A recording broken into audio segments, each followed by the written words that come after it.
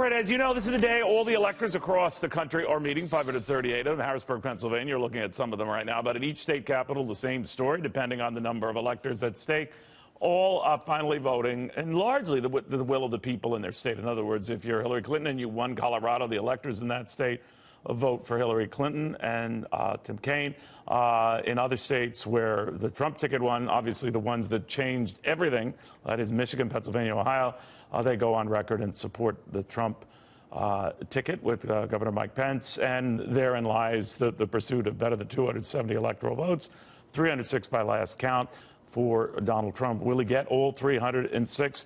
Again, I'd step back from this and say whatever you think of the candidates, then there are the rules, and now this push to change the rules or vote your conscience has been coming up with a number of people advocating things be changed because, well, they don't like the change that came about. Is that fair or right? Are Democrats, particularly here on this, being hypocritical to the Washington Examiner's Susan Crabtree, conservative commentator Gina Loudon, and Bernie Sanders supporter Nomiki Konst? All right, Nomiki, now, what do you make of this argument that many of your liberal friends have? We don't like the outcome. We don't like it, and our candidate won the popular vote, so vote your conscience and don't vote for that guy. Well, it's not like the Electoral College is a new thing. It's not like it suddenly was discovered after Secretary Clinton lost the race. Yeah, listen, did Russia meddle in our primary? Absolutely. Indisputable. Did Russia, hack our emails? Sure. Were there voter files that were accessed in Illinois and Arizona by the Russians? Absolutely. With that being said, Hillary Clinton lost the election because she ignored her base. She ignored her base in Wisconsin, in Pennsylvania, in Ohio.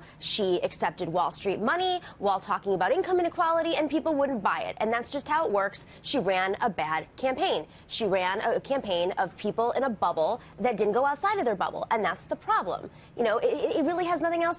It is what it is. She won 2 million more more votes, popular votes, but we still had an Electoral College, and she ran a game that was to win the Electoral College vote. And when you're opening up an office in Utah thinking that you're going to win by that much when Democrats have never won in Utah, you know how out of the bubble they were, outside of the bubble like the real people are. Are you sure your name's not Gina Loudon? No, I'm a Bernie Sanders supporter, so I understand. No, Gina, what do you make of that argument? I mean, it could easily just be yours, right? It could easily be mine. And I tell you what, that is so good to hear, coming in particular from Nomiki. But you see, this is the thing. The Washington insiders, and I would say this extends, Neil, sadly, far beyond the Democrat Party. The Washington inside elite still does not understand this. The media elite still has no idea that, for example, Fox doesn't get good ratings just because they have a lot of people that believe what they say, but it's also because the other media does such a poor elitist job. The point that Nomiki is making right now is so important because what she's saying is reflecting what all of America, all of Middle America, all of the South of America, everything basically between California and New York, what the real world thinks that the elite media and the elite politicians will not compute. And I don't understand why they can't, but it almost seems like a disability at this point, Neil. Yeah. Well, Susan, let me ask you about that, because it's a good point here. I think that there is something more to what's going on here than what appears on the surface.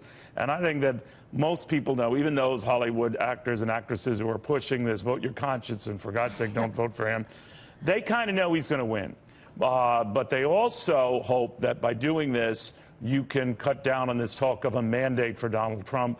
And even though the Republicans will have a run to the table with control of the White House, the Senate, and the House, that they will not be emboldened to do too much. And that's their goal here, to make it look like he's an illegitimate leader or a weakened leader. What do you make of that? Oh, of course. I think it's an effort to undermine his presidency before it even gets started. I wonder if we would have this kind of push if Joe Biden had run. He was connecting.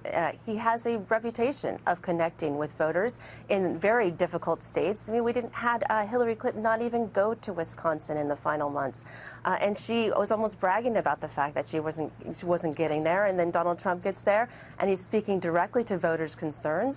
It's been a very uneven economic recovery under President Obama's leadership, and now he wants to talk about Russian hacking. Russian hacking, he wasn't very concerned about some of the, I was a White House reporter. I've covered his whole policy on cybersecurity. Back when North Korea was attacking Sony Pictures, there was some sanctions, but there wasn't much outcry. The OPM, at the very same time, they knew that OPM was being hacked, and millions. First, it was 4 million people's personal data, social security numbers, etc., were being taken. Then it was 15 million. Then it was 21 million. So there was a long record of this and not doing anything about it. But no, I mean, I guess the soul searching that Democrats are going to do gets back to what you were saying about the Bernie Sanders supporters and what they say the party had to be, and they grudgingly accepted Hillary Clinton as the nominee. But a lot of things that came back to haunt her and haunt the party came to fruition. What do you think the message here is for Democrats right now? Everyone's going to do the whole navel-gazing thing, but what do you suggest now? I think that Democrats need to go back to their roots. You know, what is the Democratic Party? It's the Democratic Party of the FDR, of Truman. It's always been about the workers. And somewhere along the way, we've talked about this, we talked about it during the primary and during the general. We lost our way because we became a fundraising party. We started looking for candidates that could raise money so we could keep up with the Republicans. We started playing the Republican game versus the Democratic game. And we're two very different parties with two very different memberships. And I think that we tried to appeal to the middle too much over the past 20 years that we lost our base, which is really about, So you think workers. hard and left, get even more hard left? I wouldn't say left. I think that workers, I mean, it depends on if you're talking about social issues or economic issues. It's about the economy, stupid. It's always been about that.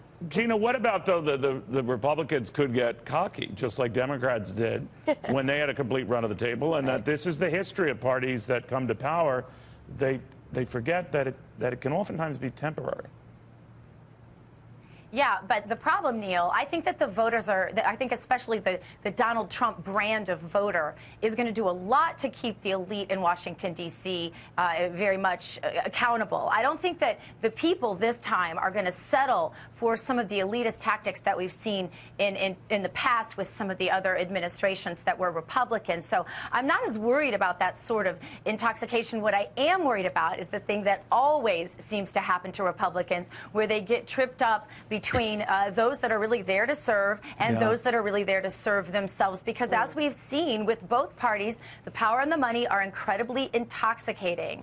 I think Republicans perceive that this time around they have a candidate that doesn't need to get intoxicated on power or money because he already had it going in, and they're going to expect that sort of a performance out of this new Republican administration, and I think they'll hold him accountable.